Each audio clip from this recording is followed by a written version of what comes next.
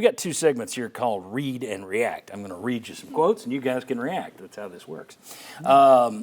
First one, Athlon. Every year they do a thing. You used to do this for Lindy's guide, where you'd go and talk to coaches and you'd give them anonymity, which would allow them to be honest and speak about other programs. But I've obviously retired. You've retired, yeah, clearly. Clearly. By the way, can you come over Tuesday and take sure. Athlon put out their posts this week, and it's some coaches talking about Tennessee. And here's the first one. Get your take on this. Losing Nico Iamaleava isn't good. They're not replacing him with a more talented quarterback, and they're losing the quarterback who ran their system in a playoff game. But because of the way everything went down, I don't think anyone blames the program or Josh Heupel. And with the turnover on defense, Nico leaving makes a transition year a lot easier to stomach. Reactions? I don't even think you needed to be anonymous to say that. I think it's a very popular take that we heard from whoever that was, and I think I haven't heard anyone say anything contrary to that. And maybe while he led you to the playoff, a lot of that had to do with the run game too, not necessarily because of arm talent. So and the defense. Exactly. And obviously a lot of it is you're coming from App State, and who is Joey Aguilar? What will he give you in the SEC? It's bigger, faster, better. You have the fall camp still to go through, and maybe getting familiarized with the playbook will help him a lot. He obviously was good enough to get to UCLA, so is it that much more of a transition to get to the SEC? I'm not sure, but I think that's a pretty standard take there. The only thing that surprised me out of that was the defense. I don't think there are a lot of Vol fans talking about how many starters they've lost on defense and it being a transition year. I think it is a transition year. I think it's a rebuilding year. But I don't know that a lot of fans accept that. I think they'll be fine on their front 6 or 7, depending on what they use. The secondary concerns me. Okay. You've lost, at least I think for at least the first month, your best cornerback. And then how healthy is he when he does come back? Right, and then it's safety. I don't know. So I think the front 7. I think the defense will actually be decent enough. But the part about giving Heupel a pass and Tennessee a pass, it depends on where you are. You get a pass probably if you're 8-4. You're not getting one if you're 6-6. He won't get a pass. Coaches don't get passes anymore. So, they should, but they won't. I don't think. So you think at 8-4 they'll be on him? Oh, I think you'll have people calling for his head. Yeah, I do. Wow. At 8-4. Yeah. No, that doesn't mean it'll be the majority. Or you call for his head. No, well, I wouldn't. I've already said. That he's shown you enough that you need to work with him and continue to see where this thing goes. Right. But there will be those people. They'll be calling into shows and they'll be on the message board saying, okay, he's been here 5 years. He doesn't have an SEC title. We got to move on. He's not the guy. You'll get that. Year 5, there's no excuse for being 8-4. You'll get that. They don't give passes anymore. All right, I'm going to get Vince and Josh to weigh in on these next 3 comments. Let's put them all up at once.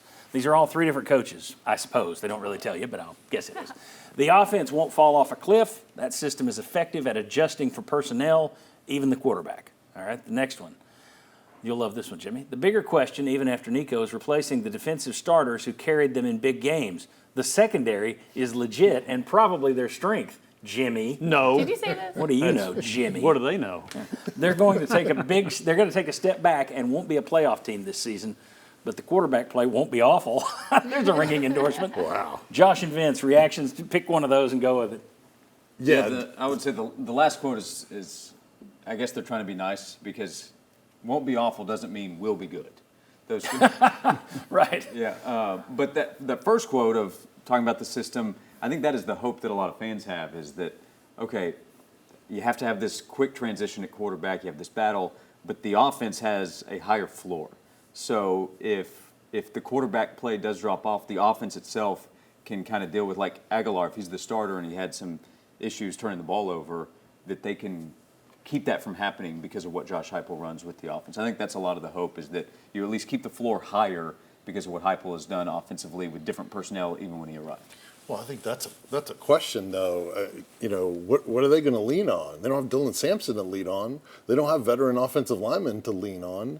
They don't have 2 tight ends that they can go to 12 personnel on. So, that insinuation, I don't know. Yes, there's talent there that is young that you hope develops, but I think there's still plenty of questions there. The first quote of the offense not falling off of a cliff, You're talking about falling off of a cliff from 2022 or the last 2 Yeah. years?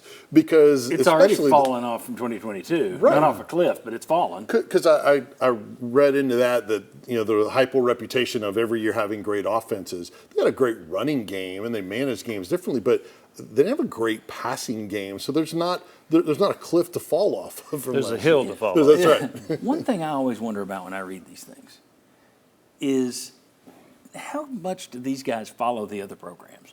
Now, I know you sit there and you study it game week, and you know the ins and outs of what their offense does and that kind of thing. But you always get some comments in there that I'm like, I think he's running his own team. I think he's getting headlines. His SID is telling him the latest from Knoxville or the latest from Lexington. I don't know how involved these guys. I mean, again, the secondary is the strength of your team. Your offense isn't going to fall off a cliff. Well, it's already dropped off from 2022. Yeah. Do you think you've interviewed these guys, and so were you wasting our time when you were doing it? I mean, do you think these guys are really sitting there paying close attention to everybody in the league, or are they too busy running their own thing and they're just going by?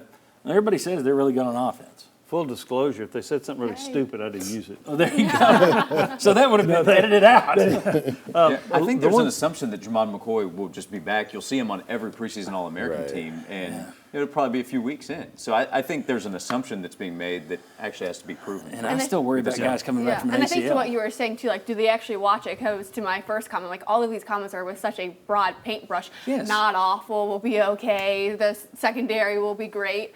Okay, those are headlines, you know. So how deep are you getting into it? I think they could be excited with defense, and you get guys like Joshua Josephs back, and what PFF is saying about them. But not everyone's a Will West and is watching 80 hours a game a week. So That's right. Kirby Smart's running his own program. Right. He's trying to make sure, how many guys have gotten arrested for speeding today? He doesn't have time to sit there. He'll watch Tennessee game week or the 3 weeks leading up to it. I don't know how much he's sitting there studying UT's team at this moment. Yeah. I wouldn't think you got time to do that with 15 SEC rivals. I will say, if you see an opponent and you play them or you studied them last year, I think coaches don't have to dig into as much tape to come to some of those assumptions that we hear in the anonymous quotes. If you don't play a team, then maybe you are so locked into your team, you didn't dive into any tape, and maybe that's where you might be a little bit off if it's a team that you didn't study last year. True, but would you call any of those quotes insightful? no, it's a broad paintbrush. I would expect a coach could give me, You could go on the street and find someone to say that right now. I mean, any of us could say this. Jimmy did. The one thing I would say is that there seems to be I think they all share the opinion that there's a drop-off from the team's success. I didn't get any kind of playoff expectation from any of those quotes. No. In fact, the one guy says they won't make the playoff.